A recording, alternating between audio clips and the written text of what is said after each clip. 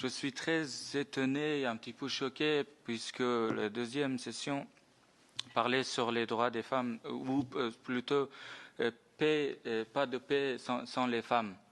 Mais malheureusement, je n'ai pas entendu parler des femmes afghanes, alors qu'aujourd'hui, 16 millions de femmes afghanes sont dans une prison à ciel ouvert qui s'appelle l'Afghanistan, dirigée par un régime complètement totalitaire. Elles n'ont plus aucun droit.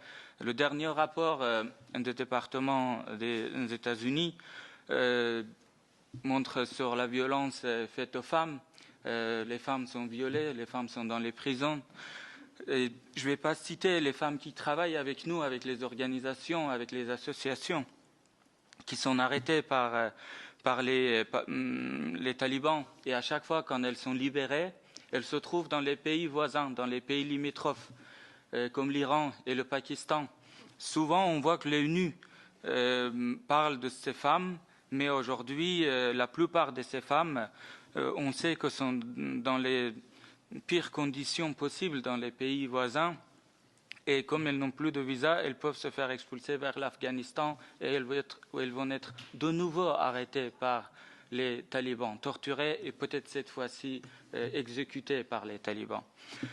Vous avez parlé de la Palestine, de Ukraine, de Colombie, de Guatemala.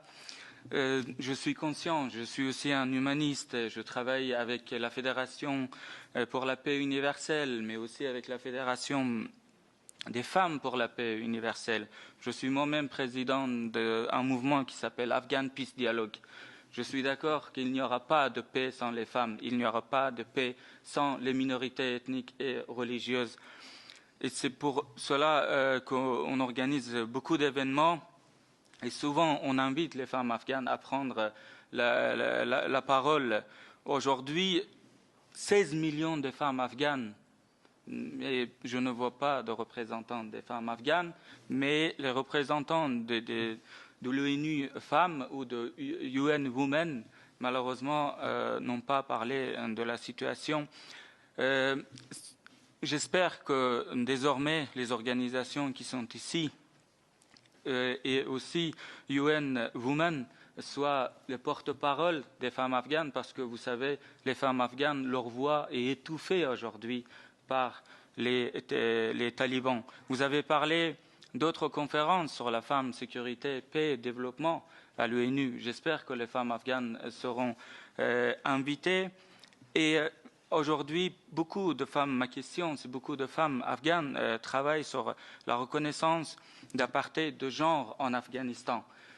Êtes-vous en contact avec ces femmes? Si oui, est-ce que vous allez les aider ou reconnaître l'apartheid de genre en Afghanistan? Parce que pour les femmes, cette question est très importante. 16 millions de femmes afghanes aujourd'hui n'ont plus aucun droit. Je répète, les femmes ne sont pas la moitié de la société, les femmes sont la société, madame.